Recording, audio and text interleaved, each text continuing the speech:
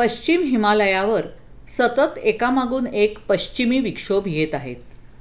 सध्या 62 डिग्री पूर्व रेखांश आणि 30 डिग्री उत्तर अक्षांशापासून एक पश्चिमी विक्षोभ पुढे सरकत आहे.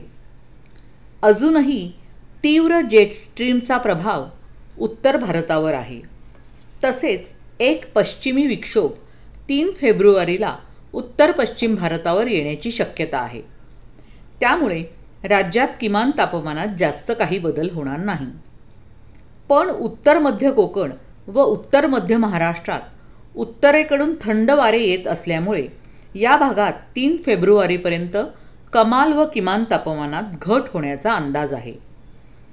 पुढील 5 ते 7 दिवस संपूर्ण राज्यात हवामान कोरडे राहण्याची शक्यता आहे.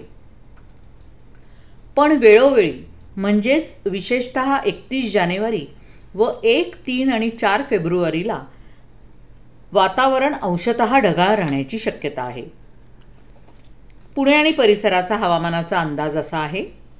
पुढील 72 तास आकाश मुख्यतः निरभ्र राहील व पहाटे धुके पडण्याची शक्यता आहे.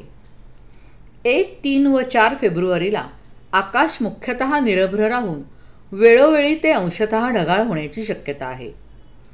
पुढील 2-3 दिवस किमान तापमानात अंदाजे 3 डिग्रीने घट होण्याची शक्यता आहे व कमाल तापमानातही 2 ते 3 डिग्रीने घट होण्याची शक्यता आहे. त्यामुळे पुढील 2-3 दिवस दिवसा थंडी जाणवेल. Come on guys, hurry up. अरे सुन ना, एक ब्रेक ले लेते हैं. Guys, I'm telling you, तुम लोगों को सही से ट्रैकिंग नहीं आता. But that's okay, you can learn. रोज का ढक्कन देना. ये रेड वाला है, सही वाला देना. अबे ढक्कन, पहले तो सही पानी पीना.